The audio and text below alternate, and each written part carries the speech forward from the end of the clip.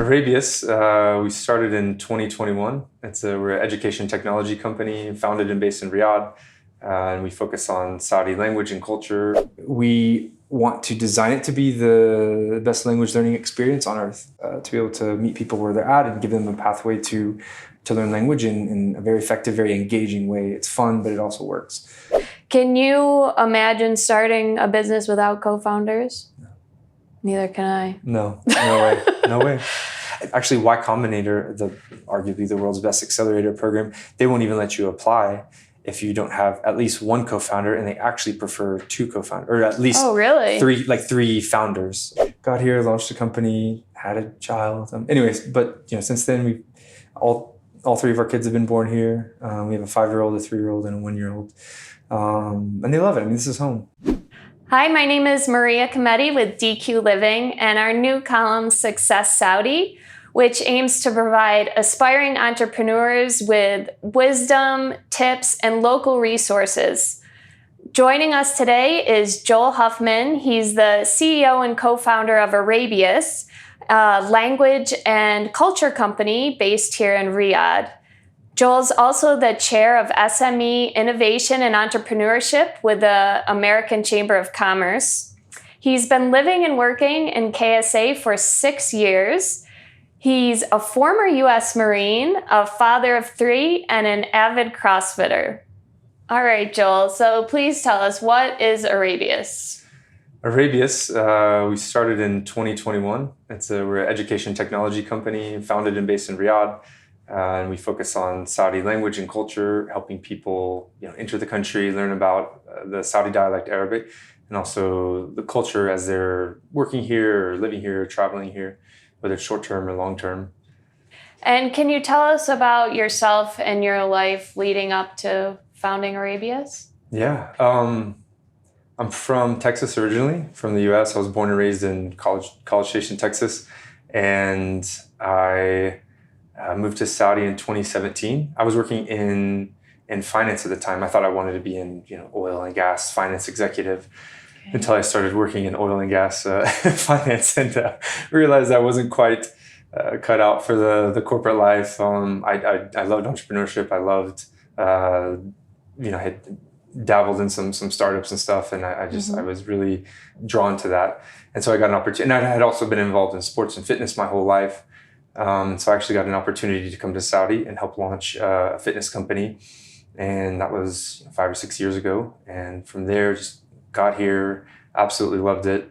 I worked in the fitness industry for 3 years and just saw how dynamic it is, how exciting Saudi is. I think it was through meeting kind of other expats who were also trying to learn Arabic, and just with Vision 2030 and all of the massive increase in the population and the expat population, people coming here, the country opening up, more jobs being created, tourism, obviously a massive part of that.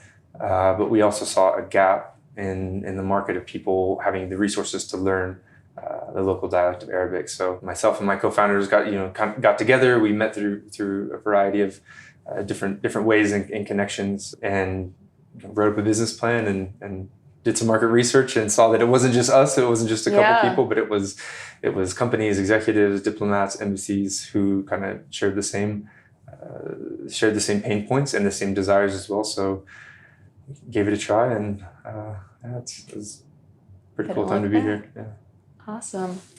So how did the opportunity come about? You were in Texas working in finance. I mean, how does the opportunity come about to work in Saudi? Were you actively searching out opportunities, or how did that happen? Yeah, I always, we traveled a lot. I credit my parents a lot for that. We traveled a lot. They did a lot to help open our minds and get different experiences. And so I always kind of wanted to live internationally. I remember really early, my wife and I took a backpacking trip to Thailand and Vietnam. And anyways, we just loved, we loved internationally, we loved different cultures. Yeah. At university, I was in the International Students Association. And so I was international, but I loved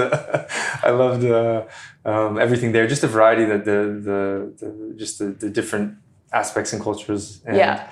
And so I always kind of wanted to live internationally.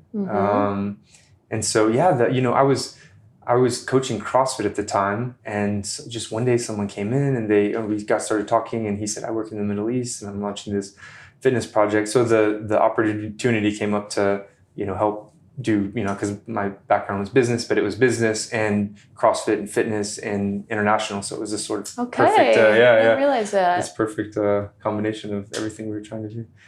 Was it a Saudi guy or American guy? No, he was American. Really? Yeah. Launching a fitness concept here in Riyadh? Yeah. He was American. He was working in other parts of the Middle East. And he said, we're really interested in Saudi. The fitness market is booming.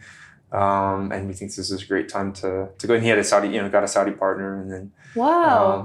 So that's really interesting. So you came here, you were working in that industry.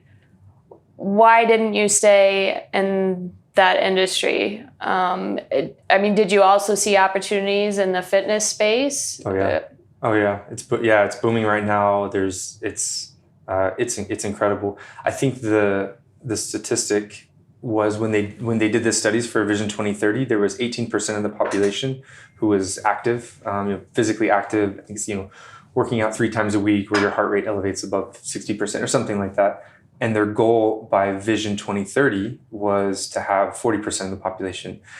Wow. In 2018 is 18%. 2020 they did another study and it was 52% of the population was. So wow. Just that increase was people. And this wasn't. Yes, I think the government programs, incredible organizations like Sports for All are really helping, but it's different because they're not. It's not like a top-down mandate. It was just empowering people to do what they want to do and love to do, and empowering communities, So it was really just this, just a remarkable time to be in. And it's sports, fitness, health, wellness. So people are, the society is changing, and the opportunities are there, and certainly economic opportunities as well. That's really exciting. We both know how important that is for the health and well-being of the population. So that's great. So why Arabic? Why did you transition out of that space? I know you're still into it personally, but on a professional level, why Arabic? It's a really good question because I have no background in education or technology or linguistics. So why am I doing this? It was a felt need. I think that was a pretty significant driver. When we moved here, we couldn't find, because we want to learn. You move to a new place and you want to learn language. And so we could only find places either for the formal dialect, which is great for reading and writing, but nobody speaks the formal dialect, Fusha or Modern Standard Arabic. In addition to none of the apps, Duolingo or Rosetta Stone or something, they all teach the formal dialect, or there are some resources out there for, like Egyptian dialect, for example. There are some resources for specifically Egyptian dialect. Also, a lot of movies and TV and film. A lot of the media comes from Egypt, and so that would have been easier. But we were in Saudi Arabia. We wanted to learn the Saudi dialect. So and this is when I got connected with one of the co-founders, Matthew. He had been working in Saudi, I think in 2014 or 2015. He has a long background in cross-cultural and applied linguistics, has a lot of degrees in that realm. He was working as an English teacher and then also realized that he wanted to learn Arabic. He loved Saudi and wanted to stay here. So I think he ended up going into Jordan for like 2 years and studying Arabic full-time, fully immersive program. And so I think it was there he sort of developed the curriculum that we use now, the program we use now. It's very natural language learning process. It's immersive methodology. And so he kind of pieced together different things he had been learning. And then, he came back to Saudi and he was, I forget how exactly we met. I think it was WhatsApp groups or something like that, right? So we had hired a tutor. She came to our house 3 times a week, my wife and I. And so from 8 p.m. to 10 p.m., 3 times a week for like a year. Wow. It was rough. Huh? This was with a newborn baby too. This was with a 1-year-old kid as well.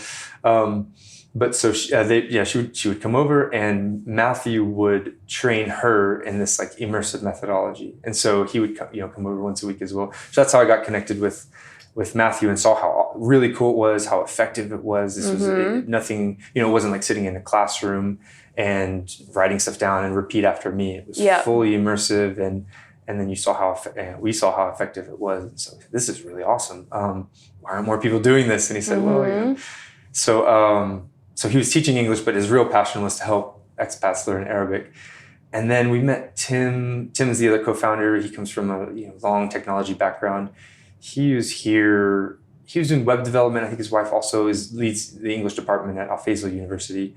Okay. He, I think, knows 7 different languages. So it was like technology, but also linguistics as well. So anyway, it was just this cool dynamic of, my background is business. We had linguistics, we had technology. And so I think just over the course of time, we kind of started meeting together and, hey, we should maybe put together a business plan. This might be interesting. Let's ask more people if they're interested. And so kind of came from that felt need, and then other people going through the same thing, and then kind of just divine intervention of bringing people together and the timing and the place. And so that's kind of the formation story. And so that we ended up launching the company about 6 months later.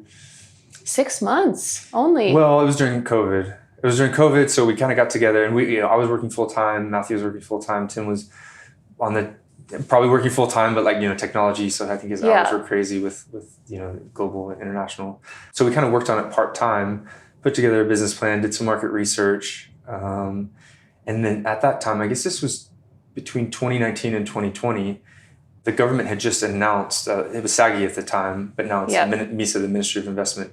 They had just made it legal for foreigners to own 100% equity in a company. And so we were looking at different ways. Do we get a Saudi partner, or, just looking at a lot of different company formation options. And at that time, it was just kind of God opening doors. I was at a friend's house, and I met one of the co-founders at Falak Investment Hub, Hassan Ikram, and he and Adwa Dekhil were the co-founders of Falak, and they're an incubator and accelerator program. And they said, that's what we do. We just got licensed by MISA. It's a brand new program. It's an entrepreneurial program. You guys should come out. And so we talked with them, and then 2 weeks later, they kind of got us through the process and introduced us to MISA. And so everything just was falling into place. It was wild. I mean, that place at that time, and it was cool. Yeah. So once you decided to start the business, did you all jump in it full time? Were some of you still, working other traditional jobs while the others started things? How did that go? Yeah, there was a transition period where, Matthew was teaching English, Tim had his, technology company. And so there was kind of a wind down there, and then a spin up and going full time. And same with me. I was at a different I was at the fitness company here. And so there are a lot of late nights, a lot of early mornings where, go to work all day, and then either, before or after work, and kind of a classic entrepreneur story of meeting in people's homes and, putting together all the operations and resources and business strategies. And there was a time where it felt like we all had 2 full-time jobs, and then kind of gradually were able to transition to going full-time. And we got our CR, we got our commercial registration license in, so I remember the day, December 16th, 2020. And so from the point where you guys decided to start the business, came up with a plan, until the time you got your CR, how much time did that take? Well, the business plan took a while. Again, it was during COVID, and we were all working full-time. So we probably spent 6 months on a business plan.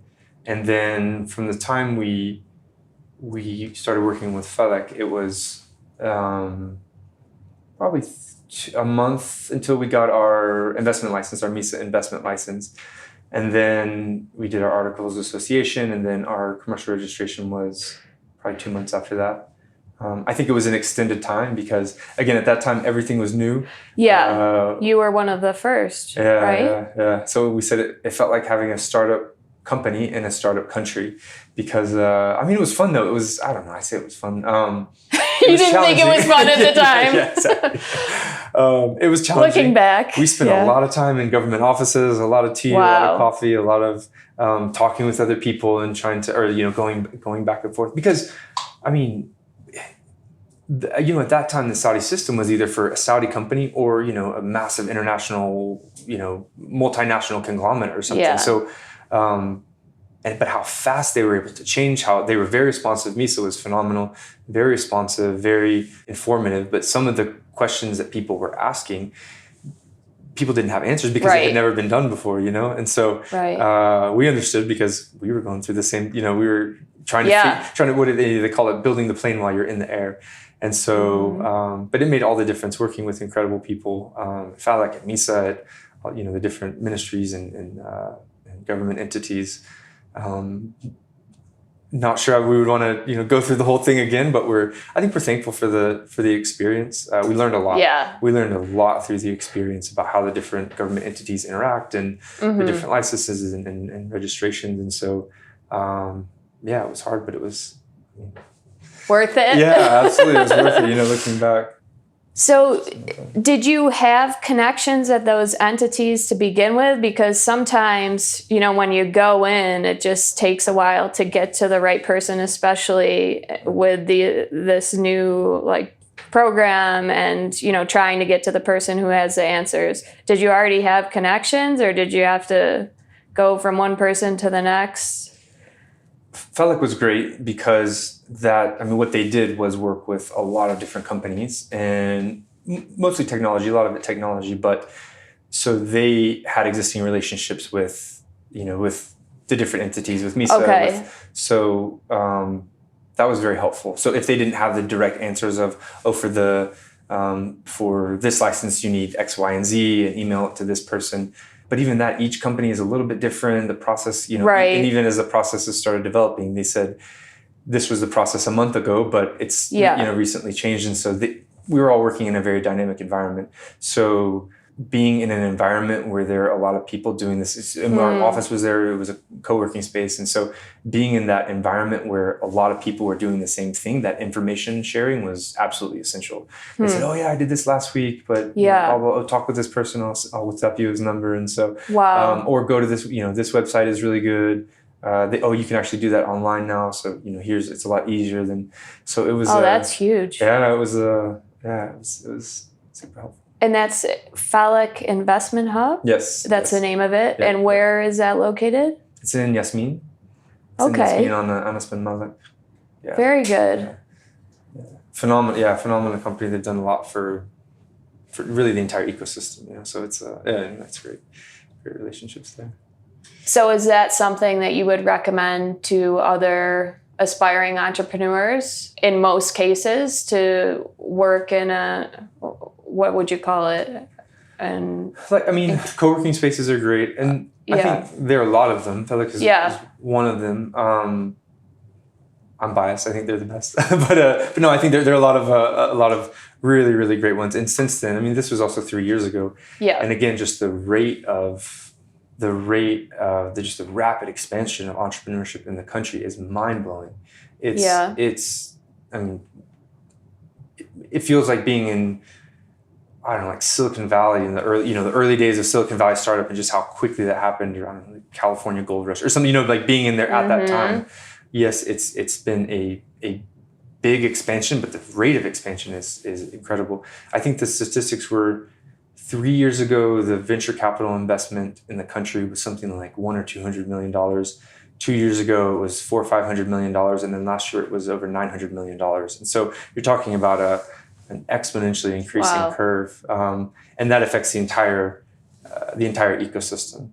Right. So I work with the American Chamber of Commerce Innovation and Entrepreneurship Initiative, and so yes, seeing things from an individual company is interesting, but also seeing the ecosystem development, because you have entrepreneurs and how do they get training and how do they get understanding and information, and all the way up through incubation, where they take an idea into a concept, and then market validation, and then they go to an accelerator like Falak or something, and then get connected with mentors and investment, and then so just that entire it's a lot of moving parts and a lot of moving pieces in that whole pipeline and that journey. And so to go back to your question, I do think it's, if someone hasn't had any experience with entrepreneurship, or even if they're coming from, a lot of times they'll work with either local Saudi entrepreneurs who are brilliant people. They have ideas and they want to take that idea and see if it's is it a great idea or is it a legitimate business opportunity,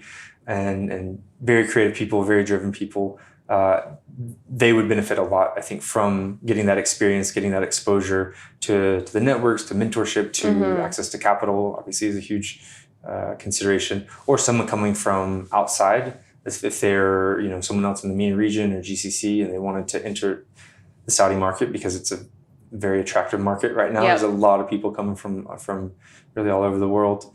If they wanted to enter the Saudi market, I think it's maybe probably one of the better ideas that you could have, or one of the best strategies you could have, is get connected with the local accelerator to get connected to the networks, get market insight and data. So would that be the first stop? I mean, if you were back in the States looking to come over here and start a company, would that be the first contact you would make? Would be a local accelerator? Yeah, I think so. Okay, so you get in touch with them. Yeah, absolutely. Because I think a local accelerator, MISA, I think accelerators would be really, or an incubator. It depends on what stage the idea is. Okay. Or it depends on what stage the company is. Right. If it's an idea stage, that would be more like an incubator, getting connected with maybe a university who has a program. They'll usually do 2 or 3 incubator programs or accelerator programs. But are all those programs under one hub? No. So many. No, but that's the fascinating thing is that there's probably 15 different. And so incubator and accelerator, typically, I think some people kind of use them interchangeably. Yeah. Typically, incubator, at least my understanding is, you have an idea and the incubator provides. That's why a lot of times it's university. They provide some startup funding. They would provide resources. They would provide. That's why a university is a wonderful place to incubate an idea, because you have, you can bring someone from a business and a computer science and a biotech. Al Faisal is launching a biotech incubator, right? So you have these people already, smart, driven people who have complementary skill sets, who can be co-founders of a company. Business, tech, biology or medical or something like that, and they get together. And then they also have access to mentorship, the professors. Wow. And so they have this really cool, cross-disciplinary mentorship as well. And then they also have resources. Universities have great databases and great other existing networks and stuff. And so sometimes universities would have a pitch competition, and then they would take the top 5 ideas or something, and then either fund it or provide resources or something. Sometimes it's for a percentage of equity for the company, or other times it's just to help the students launch something cool. And then they would go through. KAUST actually has I think maybe the oldest in the country, Taqadam, out at King Abdullah University of Science and Technology, north of Jeddah. They are very focused on innovation and entrepreneurship. So they have a really, really good incubator program there as well. And then they would also, so after students graduate or something, or if they take an idea, there would be typically a demo day where they would pitch in front of investors and then get some startup capital and off to the fundraising journey.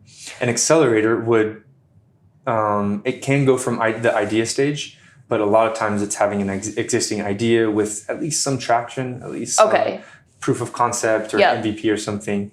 For example, Y Combinator in the US is an accelerator. And so they would want to see the co-founders established, the idea a little bit more mature. And typically they would take a certain percentage of equity in exchange for either some startup capital or value in kind resources. They would provide resources to their mentorship and their network, and then take you on a 3-month,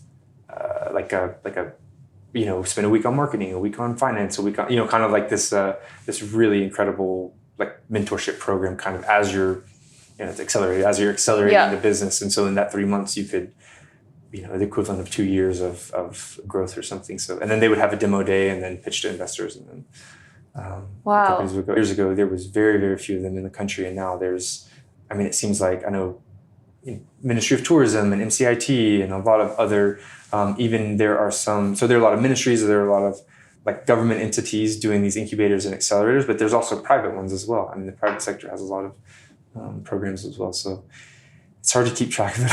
It's hard to keep track of it all. Like everything. So with the incubators, are they mostly for students, or can anybody go and present an idea or approach an incubator? No, I think It depends on the incubator. Which one? Yeah. Yeah, but I think Kaust is open to even like global visionaries or entrepreneurs.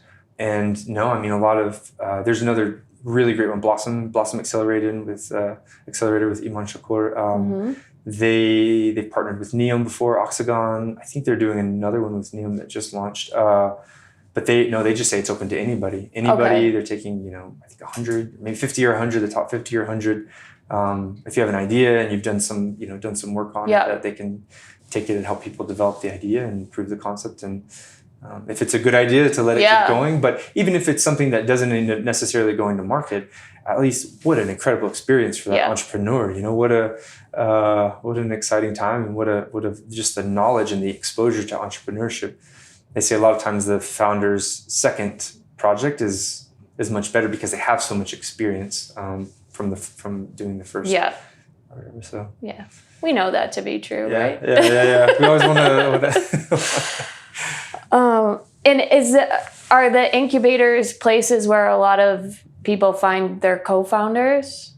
Do you know? Good question. I would imagine so. I mean, just being in that environment where you're sharing ideas, and there's also access to people who are in. I mean, if you're in a university, similar life stages. Once people kind of get into the workforce, I imagine it. I mean, maybe it could. I mean, there's a lot of people that start businesses with different co-founder arrangements, and so I think it could just depend on the startup. But I think universities. We were talking with someone that leads the Entrepreneurship Center at MIT, and they said at MIT people either come out with a company or they come out with a patent. Like this, so it's this kind of like this culture. I think it's developing that culture of ideas and entrepreneurship, and you have time, which is such a valuable resource. Working a full-time job and having a family, and so you don't necessarily have the time to dive into it and having the resources available. And so, I would imagine it's a big benefit if you can. Yeah. The earlier you could maybe start something. So speaking of co-founders, how are your co-founders? They're great. Yeah, they're awesome. Maybe the most important impact for the company, I think it's been the co-founders, Matthew and Tim. I was trying to think of anything else that would be more. No, I think I'm fairly certain that just having the right co-founders and having and obviously right co-founders. There's I don't think perfect co-founders because we're all human. Right. And but practically the complementary skill sets, linguistics and technology and business, we each kind of had our areas of expertise, and so we were able to.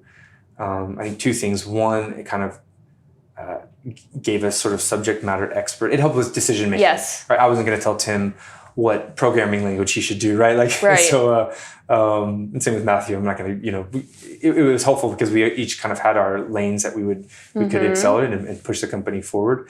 And also it gave us different perspectives. So we look at a situation or a business decision, which in the beginning, it was just us three in a room writing on walls with dry erase markers. But it did give us those different perspectives of, well, what would this be from a linguistic program side? What would this be from a technology side? How would this impact the business and finances and operations? The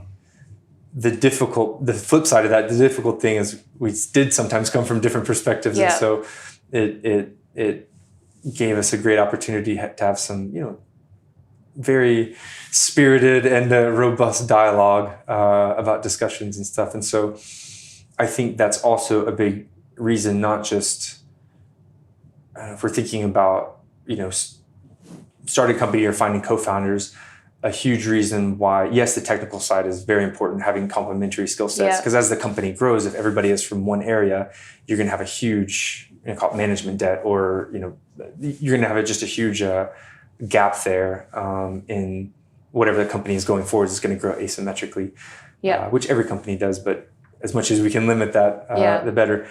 But also, I think it took time, and for us, I can only speak for our experience, but it took time to. But it's maybe the biggest ROI, like the return on investment, was the time that we spent on the team dynamics. So, I mean, in an early company, we're working in the business, like the operational stuff. We're working on the business, the strategy and the long-term planning and the sort of the higher level things. But we took time to do things like personality assessments, work styles, like team dynamics. Amongst you. Oh, yeah. 3 or 4? Yeah, we had. You 3. start with 3? Yeah, 3 co-founders. Now our team is 5. Our executive team is 5. Oh, okay. About 6 months after launch, Joel, another that's Joel when from Texas. Joel came in. He came in super valuable. His contribution. He does come from education and linguistics and tech background, so he's kind of we each had our own individual. Yeah. Joel came in and just he was like the hybrid of everybody. So, anyways, yeah, great, really great. And so we did a lot of because you start having conflicts amongst the management team, and all conflict isn't bad. Some conflict is good and it's healthy, but then if it turns interpersonal instead of, hey, we disagree on the company decision, but then if and it usually builds and it usually snowballs. And so we all just did not want that to happen. We saw, we just saw where that could take it and heard stories. From your past experiences? Oh, I mean, and other stories from startups that failed because of management. Great idea. They had a ton of funding, but their management team couldn't get along. And so we're like, look, we don't want to be that. So we're going to try to put in the work to take time away from the office or at the office and do conflict resolution workshops and do how to fight fair. Everybody has conflict, but can you do it fair? Can you do it? Yeah. So it was and different work styles, even just understanding that,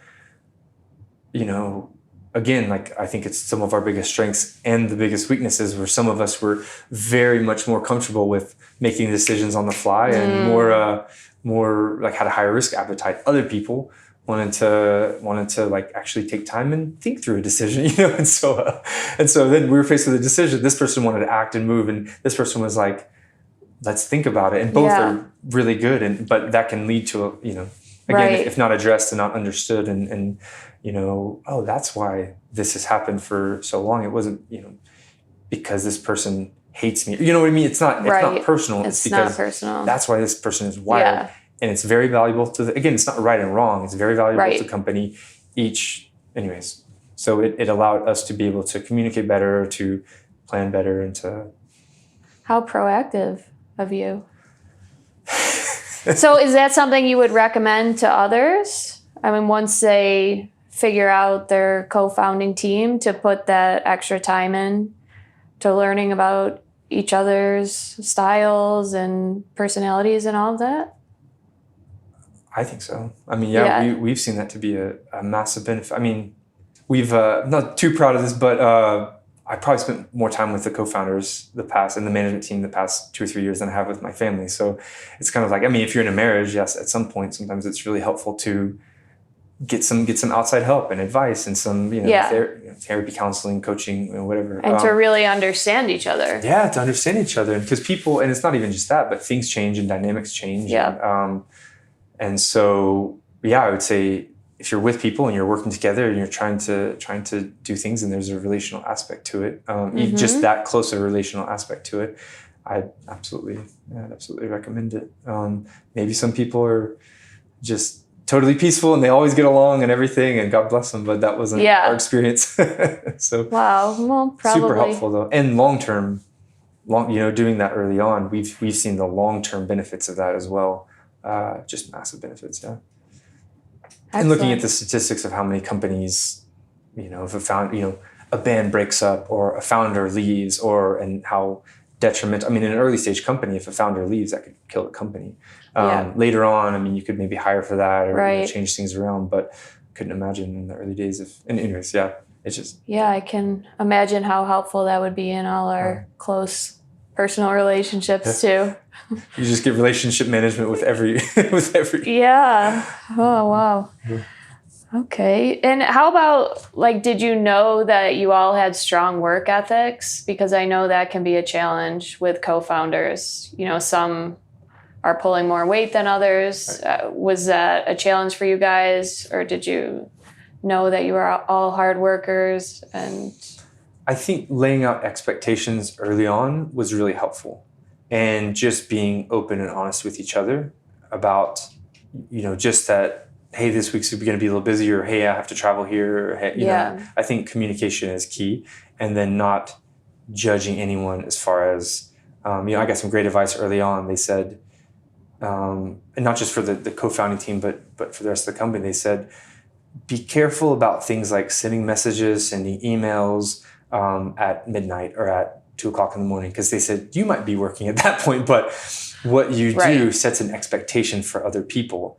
Well, do I need to be working at 2:00 in the morning? Do I need to be doing this? Do I need to be on call 24/7? Because that can just totally burn people out, or that can totally be, consuming. Because we all want healthy lives. We want to, we have families. We want to work out. We have other things that we want to do. We also want to work hard, but we've found that actually having that communication, having that understanding, not putting false expectations on people. Oh, everybody should work 100 hours a week. No. And actually it's probably not healthy for anybody to do that. If you're doing that, then there's, again, a lot of research behind diminishing returns. Like the more you work at a company, are you really, past hour number, 8 or 9, are you really doing much work, or should you probably just take some time off? And decision fatigue. 100%. And so I think open communication, and then just understanding of everybody's situation, and then touching base and keeping in touch about everybody's situation as it changes as well. Maybe something happens with their parents, or something happens with their family, or so being really clear on that, and having the conversations on the front end of a lot of that. Is Arabius what you envisioned from the beginning?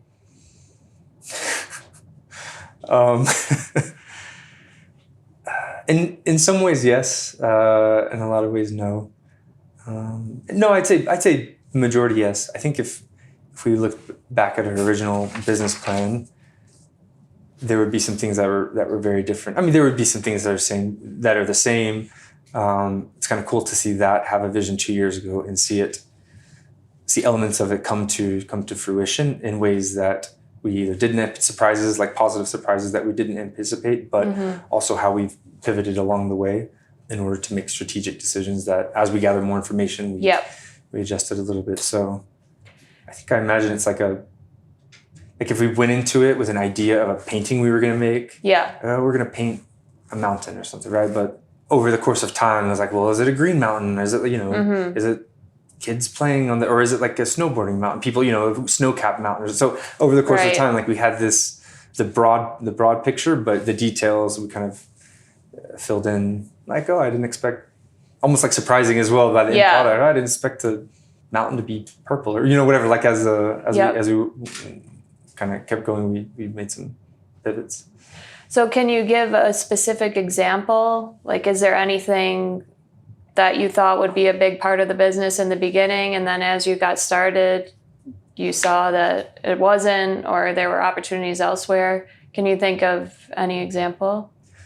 I think a piece of it that we always knew would be an aspect of we always thought and planned for there to be an aspect of the company was, so there's kind of a continuum of like people who are really interested in learning language, but language is a tool for other things. A lot of times it's to connect with something, to connect with people, to connect with the culture, to connect with. So a lot of things we saw even early on and kind of anticipated and had a lot of spirited debates early on was, as people are learning language and they're wanting to engage more deeply with the culture as well, what aspect of, like, what elements of the culture are we going to provide as Arabius? Are we going to do day tours? Are we going to get into cultural workshops? Are we going to get into the more like cultural events? And we would get asked all the time as an early company, you just kind of want to say yes to everything. Right. And my personality is to say yes to everything. I think it was really navigating that aspect of it and saying no to a lot of things early on. Jim Collins has what he calls it the hedgehog principle. Other people call it the white hot. Stick with your white hot center of what you do, what your core competency, and just make that, have that, burning hot, and just really stick with that and be laser focused, because you're gonna have ideas and pivots and shifts and expansions and stuff. Right. And so I think early on, I probably did a bit, try to do a little bit more of that and engage in that. And then, I think once we kind of pulled back a little bit, we were able to, again, really focus and grow the language part of it and just dive super deep into that. And then see the results and the improved efficiencies and productivities. And then now we're actually just starting to, within the past couple of weeks, we're saying, hey, this is it's an incredible time to be in Saudi. Yeah. Tourism is everywhere. There are really good opportunities. And we see that the company now has a couple, key elements as far as, the client bases and offerings and other things that we've been asked for the past 2 years to do some events or do some cultural day tours or do some workshops. And so some of it was that we just said no to it, and other things was just not yet. It wasn't no, we're shutting that door completely, but it was, hey, let's wait a little bit. It was more chronological instead of a hard shift, I guess. Well, in the beginning, when you're just starting out and there are so many opportunities and you want to say yes to everything, and at that point you don't really know what did you call it, your white hot center? Yeah, your white hot center. Maybe you do have an idea from your business plan, but also you see there's a lot of directions where it can go. So for me, it's always been a struggle. Like, how much do I stay laser focused on the original idea, and how much do I explore, these other potential opportunities, which could actually become the white hot center. Yeah. So, I mean, did you guys just from the beginning, you knew it was going to be the language and that's what you had to focus on, and, you saw the opportunities to implement these other things later? Or was that, sounds like maybe it was a bit of a struggle at points? Absolutely. No, absolutely. Yeah. It was, 100%. You saw, that's the biggest question. Is this an opportunity or is it a distraction? And you don't know. that's the whole right. answer. You don't know. You don't know. You have no idea. It could be a lot of companies were founded, the company Slack. It was originally, now I think it sold to Salesforce for $27 billion or something last year, 2 years ago. But it started out because someone was starting an e-gaming company. And they started and raised a lot of money, and the company ended up failing. And it was something in the last week, or they were, clearing out their offices or something. And one of the founders came across this, all the developers, because they're tech people, and tech people make cool stuff all the time. But they had made this internal communication platform that everybody had been using. And the founder was like, what is this? And they said, well, it's what we've been using to communicate and do basically what Slack does. Yeah. And he said, this is fantastic. This is phenomenal. And so we went out and raised money for that. And that's how Slack was built. And so sometimes it's also, Phoenix rising from the ashes or something like that. But maybe one of the most helpful things in that situation is, again, communication amongst the co-founders. Yep. But then also having very good people that you can trust and rely on, whether it's advisors or mentors or peers or not like hired consultants, but people who you trust for advice about something like that. Yeah. So I think that's been very helpful because they're unbiased. You can present the information. Right. They see they see the information, and then they're able to give a more objective and a more hopefully the mentor has done more things or been in different places, and so they can give a lot more, based on their experience and what they've seen and the information that you provide, they can give a lot better advice. And sometimes too, realizing there's not one right answer. Right. Like there are different ways we can go, but we got to choose one. Yeah. No, and that's usually it. And sometimes I think it was Jeff Bezos from Amazon that said, if you're going to make a decision, if you can reverse the decision, then, that's the number one thing. Is this decision, and he has like a framework to work through, but it's like, is this decision reversible? How much are we going to, how much resources are we going to need for this? What sort of time? If it's financial resources, basically what are we investing? What is the potential ROI? What is that? So there's kind of these mini decision frameworks. And I think obviously someone from you who's been in business a long time and has a lot of different opportunities, the more successful a company is or a person, the more opportunities you're going to get, and the more Right. people are going to ask you to do things, and you're like, well, I'm being pulled here, but is it what I really, I don't know. So it's very difficult. And some of the advisors we've had, they said it, big Silicon Valley companies, they do the exact same thing. They say, is this an opportunity? Let's explore this, let's do. And so it's at least comforting to know that even some of the best in the world are still going through these same things of working through a decision framework and analyzing it. And at the end of the day, it comes down to make a decision. Sometimes they'll be right, sometimes they'll be wrong. And it's challenging too if the co-founders aren't aligned. I mean, if one believes this is a better way to go. At least it gives objective criteria and also helps distinguish, is there data to support this? Data-driven, a lot of decisions as much as possible. It's helped us. Is there data to support this? Yeah. Whether it's an internal shift in the company, we're getting either employee data or client data or something, or it's external and we need market data. And sometimes that's anecdotal, interviewing 10 people or 15 people, if there's not, hard market research or something. And other times it's, finding all the numbers that we can. And so at least it's something objective criteria that we can sort of use.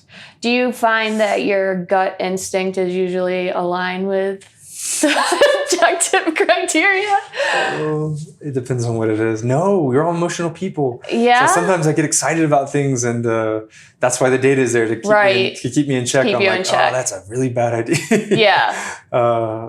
It sounds like fun. It sounds incredible. It's but it does not make sense. And so that's one of the things that will go on the back burner, or are going to have great co-founders, and we'll all be honest with it. Because at the end of the day, we don't want bad ideas to come to fruition and we waste our time on. So we're all aligned under that. Yeah, you all. And so and so we can with that the desire that we all want good things to happen. Then it helps humble all of us a bit and say, okay, even though I want this, is this a good idea? Is it not? Okay, well, either it's a hard no, or it's a not yet, or a postponement, or let's do it in a different way. So it's and that's also the benefit of just a creative process as well. Sometimes it's, should we do this?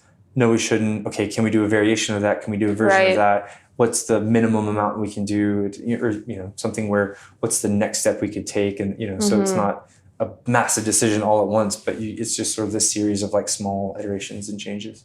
Yeah. One of the many beauties about having co-founders is having those other people with different personalities and to keep each other in check. I imagine you as a CEO are the one that needs to be kept in check most often. 100%. Naturally. 20 ideas a day and 19 and a half of them are bad. So I need the good people to, whether it's co-founders or mentors or advisors, to be very honest and to tell me the truth that I need to hear. Yeah. Can you imagine starting a business without co-founders? No. Neither can I. No way. No way. It depends on what kind of business you want it to be. If a person wants to be, and it depends on a person's personality. If they want to, there's a saying, do you want to be rich or do you want to be king? If you want to be king and you control everything and you're in charge of it, or there are freelancers, there are independent contractors, there are solopreneurs. They are they control their schedule, when they work, when they don't work, who they work with, and they are king of their lives and everything. But not saying all the time, but if you work with a lot of other people, that just has the capacity to be so much bigger than, like, do you want to be a small part in something, bigger, or do you want to, and I don't think there's a right answer. I think it depends on the person. Yeah, it depends on the person. But no, I couldn't imagine it. Actually, Y Combinator, arguably the world's best accelerator program, they won't even let you apply if you don't have at least one co-founder, and they actually prefer two co-founders, or at least three founders.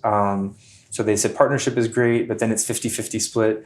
At least with three, you can have like a 2-on-1, and they can, you kind of build consensus. So they've seen just the value in that.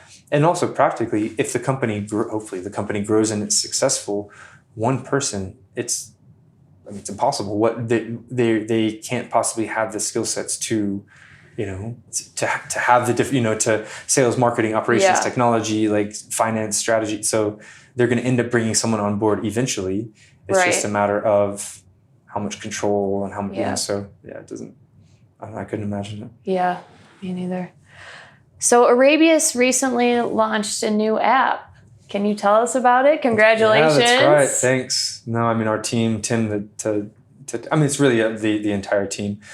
We work with a phenomenal development company called Proxim. They're all throughout the GCC and the Middle East, and they're based in Tunisia. Oh, really? So they Proxim? Proxim. Okay. I always promote them anywhere because our experience has been absolutely incredible. Awesome. And it's really cool. Tunisia is an interesting place. They have the European, the French European, but also the Arabic and the sort of this really, really awesome like cultural perspective. But that was important to us as well because we also wanted to be able to grow and shrink the team and bring in other skill sets as much as possible. So for us at that point, when we were in development, it didn't make sense to bring the entire team in-house. Because we needed, and sometimes we would need a UX designer for part-time or something for a certain sprint or for a certain amount of time. Other times we needed senior front-end, engineer or developer or something. And so we needed them for this period, but so it kind of fluctuated. And the Proxim team, we were able to kind of work with them and bring in deeper skill sets at certain parts. And so, anyways, how did you find them? Were they recommended to you? Good question. Yeah, I think good question. I think just asking around. Okay. I think some recommendations.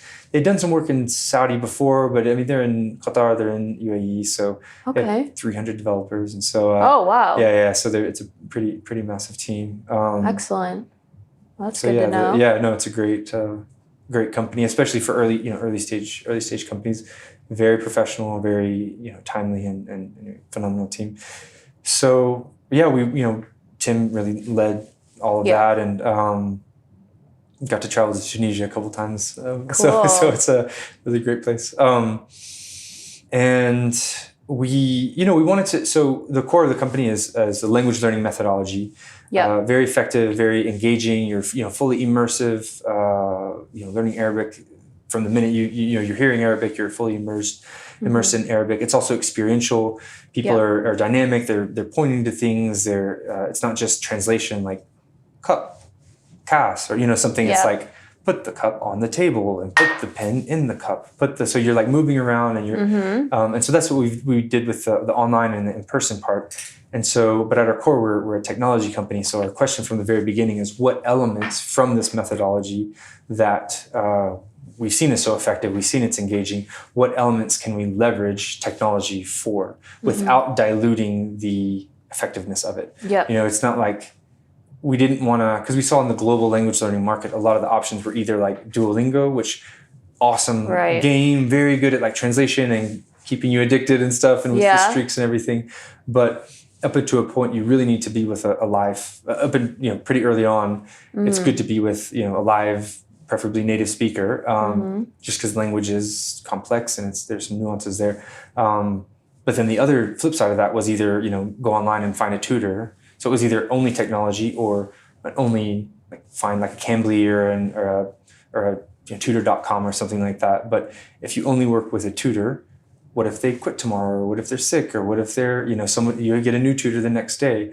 You don't have that consistency. You don't have that progress. And then also you don't get the on-demand value that an app brings. And so that was our question, is how can we merge these two things together? Like, how can we create this experience that we actually saw globally wasn't happening, this sort of continued progress, this sustained progress from online, offline.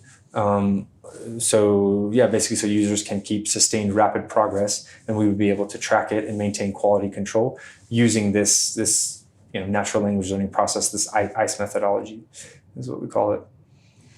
How long has the app been in development? Probably a year. We probably spent 9 months developing it. I mean, It's always in development. Well, yeah. It's constantly in development. Right. But we released one iteration, 6 months into it, because we like to, we use agile framework, move fast, iterate things, get user feedback. Yeah. And so launched one version in September and another one, October, November. And so then every 6 weeks or so, we would kind of roll out a new features and, continue development, get feedback on that, iterate on the feedback that we got. And then continue to develop and add new features as well. So that's it's a continuous process, but kind of our beta version, we can call it, or kind of MVP. Yeah, we released in February, and it's cool to see. It's cool to hear the stories of people's feedbacks. They seem to enjoy it, and I think Tim and the Proxim team and our illustrator in house. Malak does all the design herself, does all the wow. She's phenomenal. And so it's just it's cool to like have an idea of something early on and then see it as it happens, and then to be able to see that this is actually my 5-year-old daughter uses it, other people's kids use it, because it's it's very user friendly. Adults use it and say I don't know, I really love it, because it's it's language, but then also you're traveling through Saudi as you're learning language, and so you're learning cultural things, you're learning Saudi language and culture at the same time. And so it's been cool to see how it's that's really cool. Yeah. So if somebody wants to learn Arabic with Arabius, Arabic and the Saudi culture, do they start on the app? Do they come in and sign up for like lesson, or what's the learning path? Yeah, we say it all depends on people's goals. We wanted to create options for, we call it walking, driving, and flying, depending on where you want to go and how fast you want to get there. So with the app, that's something that it doesn't cost anything. It's totally free. You can download it, and you'll be able to make progress, because it's essentially the exact same methodology. And so you will be able to make progress. And then through the app, there are points that you can join a session with like native speakers, some of our staff here. And these are, smaller sessions. They're 30-minute sessions. And so, you're playing through the app, and then you join a 30-minute session, and you keep playing through the app. And so there's this like hybrid. And that's for people who, either they're very busy, or they're, they want this sort of on-demand, service. Interesting. Or they're kind of doing it hopefully not in the car, but where they're waiting for something. Yeah. So, playing 15 minutes a day and making that type of progress. And then we see other people who, so that's like, walking, driving, but some people some people have, actually this is kind of surprising, we didn't expect this. Some people have moved to Saudi Arabia specifically to study Arabic full-time with us. Yeah, wow. Really? yeah, wow. So, we were pretty surprised by that. Just that there was that demand. Interesting. We actually just got confirmation that like the U.S. State Department is going to start sending people to study with their Foreign Service Institute. So, congratulations! Yeah, thanks. So it's great. Anyway, it's cool. But then there's other people who they just move here. They want to study Arabic full time, and they say, whatever their story is. There's 100, and I love hearing people's stories about why they have a passion for, why that and a lot of people a lot of our clients are working full-time jobs. And so just a massive respect. I know we know what it's like to work a full-time job, but then to come exhausted like after work or something, and to be able to come and be engaged. And but actually we've seen that format to really work well for people. We say it's kind of like going to the gym, after work, you come do some sessions for a little while. A couple times a week, 2 hours twice a week or something. And then in your off days, you're continuing to refresh it. And then you're also using it in your workplace and using it with your colleagues. Yeah. And so we've seen people make just tremendous progress in sort of that format. So you don't have to do full time. People can do a couple hours a week, whatever fits their schedule, but something that's, kind of sustainable to them. Excellent. How's your family adjusted to life here? They love it. Yeah, they love it. When we first moved here, we had 0 kids. My wife was 6 months pregnant. Really? Yeah, she's awesome. She is incredible. 6 months pregnant, totally new company, totally new country, like everything. So we got here, launched a company, had a child. Anyways, but since then we all 3 of our kids have been born here. We have a 5-year-old, a 3-year-old, and a 1-year-old. And they love it. This is home. This is home to them. It's this very family friendly. I mean, you can go to people are at the parks. People are at. It's just very engaging. People are just so kind here. Everybody's so kind.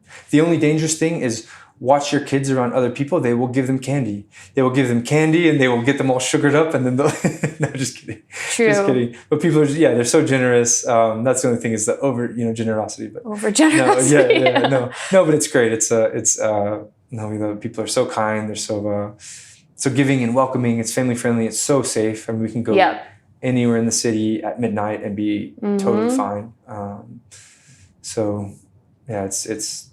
It's a really great place to have a family, and they, I think they enjoy it as well. They enjoy the culture, and even amongst. So it's both. It's having incredible society, incredible great Saudi friends that we have that we would consider lifelong friends at this point, and then also in the expat community that you also have.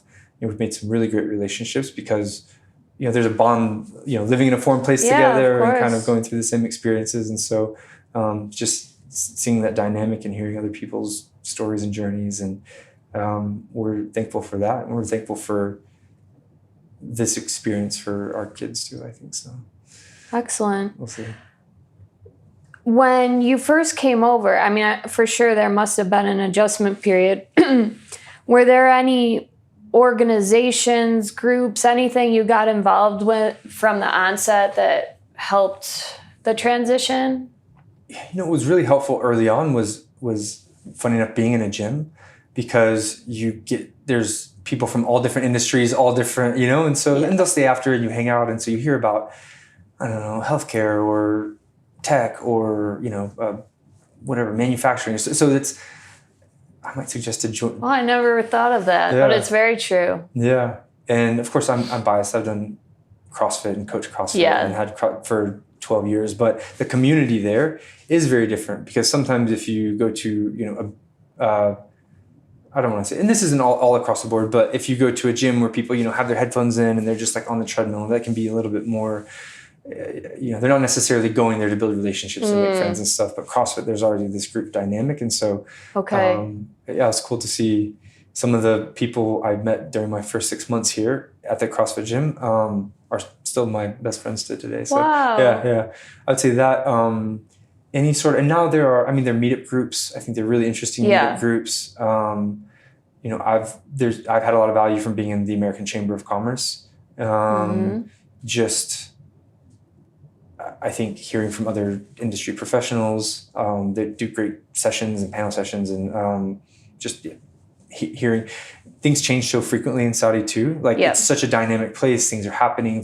There's so much momentum that I think the best way to get that information is through people, through hearing people who are on the ground and doing things. And so, and as opposed to like a website or I guess if you have Twitter, that might be a good place to get the updates and stuff. But just hearing from other people and asking questions, WhatsApp groups. I mean, early on, it's having those networks of people who you could ask questions to. It's like, don't go to Google for the answer, go to your neighbor. Don't go to Google for the answer, go to this WhatsApp group, shoot out a question, and people are so nice. People, oh, hold on, I'll connect with you personally. I know a contact there. Or, oh, actually, that regulation just changed. You need this and this, go to this building. And so, it's invaluable, So I would say. Absolutely. And what about your wife? Has she joined any different type of groups, or is she in the same thing, CrossFit and? Gym also. Okay. Going to the gym, WhatsApp groups like Meetup, WhatsApp groups. I think having like play dates and stuff like that. Young kids, neighbors. Again, early on, some of her earliest friends have continued to be her friends. Friends now. Just even. How did you guys find a place to live? Have you moved around, or? We've moved several times. So when you first came, where did you stay? We stayed in some apartments that were close to where we were living. Not in a compound. No, we've never been in a compound. Okay. We don't. We like compounds. We like going to compounds and the recreation facilities. We go to the recs. We go to the pool and stuff. But no, we've never lived in a compound.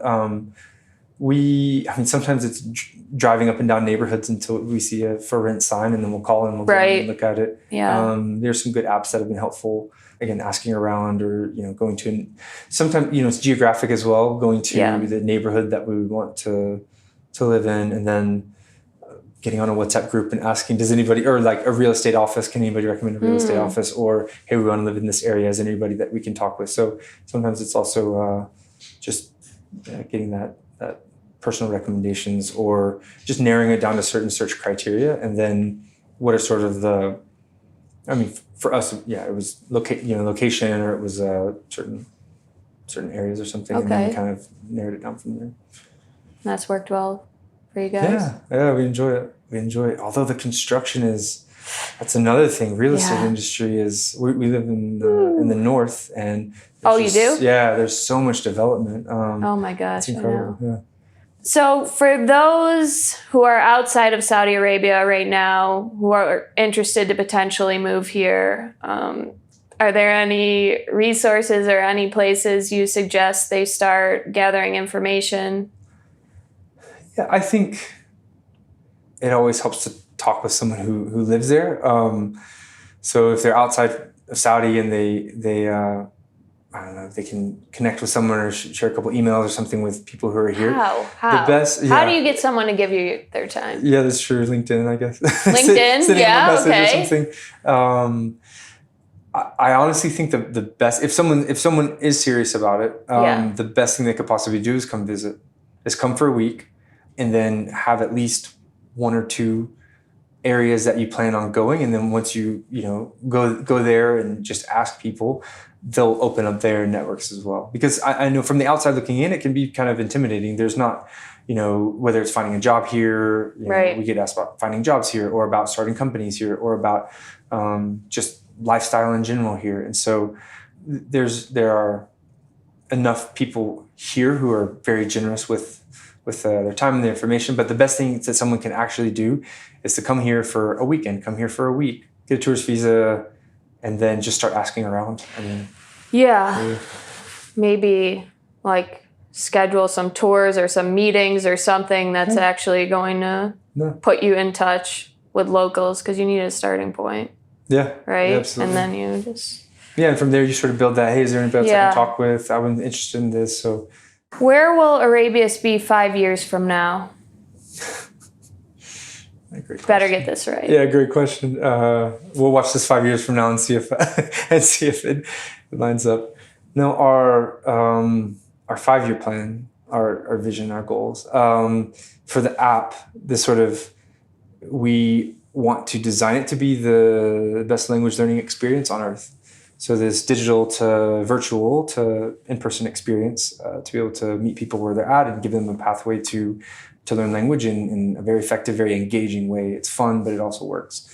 And so for the app, we'd like to start in obviously Saudi Arabic, because we're here, and then launch into other languages as well. So you want to learn German, travel to Germany, learn German heritage, culture, learn language as you go, and then connect with live sessions with German speakers, and they can tell you more about it. And then once you land in the country, you've seen things, you're already excited, you have more awareness, and so your time there is better. There's a lot of studies that show that if you learn language and culture before you visit a place, then your experience is improved, and you just have a much better time there.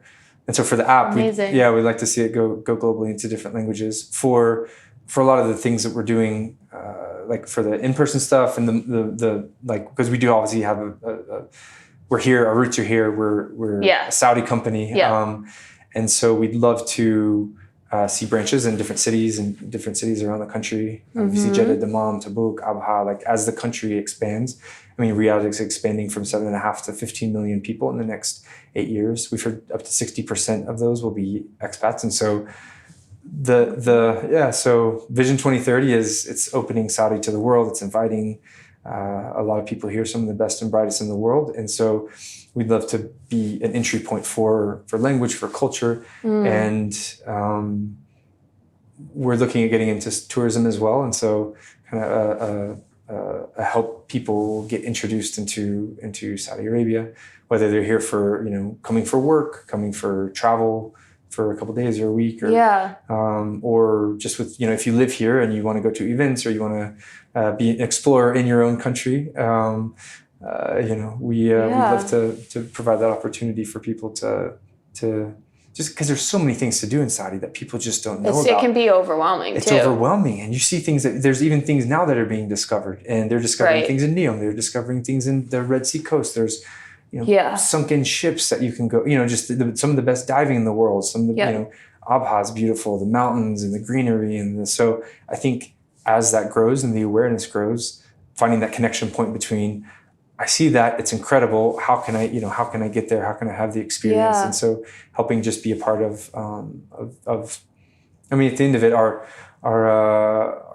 mission is to help people learn language, engage culture, and enjoy Saudi Arabia. So I'd like to, as long as it fits within that framework. Well, what we were talking about, for people thinking to come here for the first time, I mean, Arabius being the first point of contact, I mean, maybe you even have someone to chat with, so people can direct their specific questions and you can guide them, towards their area of interest here. Even one of the reasons that I wanted to do this is we all have so much information and experience that can be so helpful to others. So we'll put your WhatsApp number. If you're interested in Saudi, contact Maria. I don't have WhatsApp anymore. No, just kidding. That's a great idea. I think and it's so valuable. I think it's valuable talking with someone and just you're there now at this time. You have this information. Okay. Yeah, because how do you filtering through the information? What's current? So many things become outdated very quickly with how much things are changing and how, there's new things happening every day. So getting that, up to date. We get some questions and I was like, no, where did you hear that? I said, it was on a blog post. I said, the blog post is from 2015. Check the date? The blog post is from 2015. If it's from 2022, it's probably not even relevant now. Exactly. What do you love most about your work that you want to continue?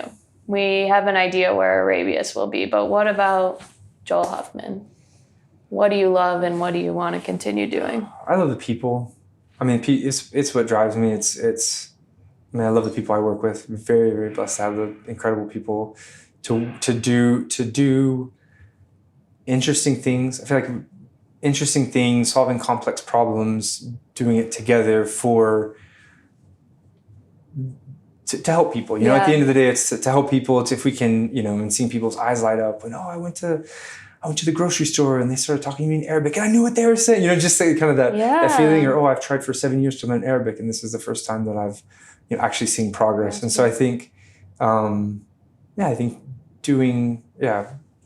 to help people. I love Saudi. It's been an incredible country. The opportunities here are limitless, and I think that would be enough. But also because of people's lack of awareness, I think that's also a driving factor for me. Is that it's not just that this is a great place to live; it's that a lot of people don't know about it. So they come here and they're totally shocked. They're like, "I can't believe it. This is Saudi. I imagined, camels and stuff like that." They're camels. Of course they're camels, but they say Riyadh, everything is 5G. There's some of the best, restaurants in the world are here. And so I think their minds are blown. People's minds are blown. Yeah. It's very modern. People are so kind, so hospitable. But if you go a little bit outside, and people who are here, they understand that, they know that, we're all saying the same thing. If you go a little bit outside of that, to other parts of the world, either they don't know anything about Saudi, or they have misinformation, or they have dated information. And so I think it's also helping for people to know the truth about Saudi and all the opportunities are here. And I think that's also part of a driving force as well, is to help. And I guess it's partially education, kind of helping. Mm-hmm. It's like when you find a band and they're like sort of this underground band and you love it and you want to share it with everybody. And so it's kind of the same thing. It's that excitement but also kind of wanting to keep it a little bit secret, because I don't want, I don't want to get the wrong people, the wrong ideas or impression that, come to Saudi and, it's just, you'll get rich and powerful, whatever. No, it's like, this is a great place to have a family, to work a job, to have a life. Yeah, to really invest in the country itself. And I mean, likewise. And I'm so appreciative of everything, that we've been able to avail here and just the lifestyle it's provided for my family. And you go some places and it's like everyone's just trying to make a quick buck.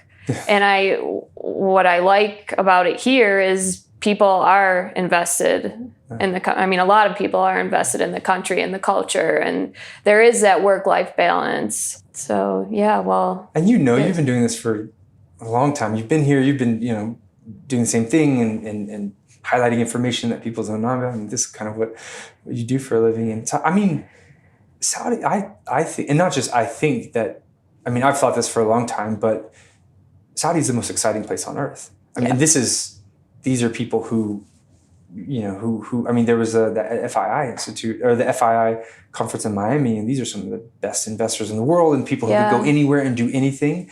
And they're saying Saudi in Riyadh, and the whole country obviously, but Riyadh being a hub, they say Saudi is the most exciting place in the world. We have to be in Saudi. How can we get into Saudi? Because they see what's happening here because of, really it comes down to the vision of the custodian of the two holy mosques, King Salman, and His Royal Highness Crown Prince Mohammed bin Salman. I mean, what they've done to set a vision and then say, this is how we're going to get here, and it's going to take everybody's effort. It's giving people a destination and a vision. I mean, it's inspiring too. It's not just, it's empowering, it's inspiring, it's having people hope and dream and see a future, and then giving them the resources to do it. I mean, where else, in the history of the world has something this big happen in such a short amount of time on such a massive scale? So it's incredible. Incredible.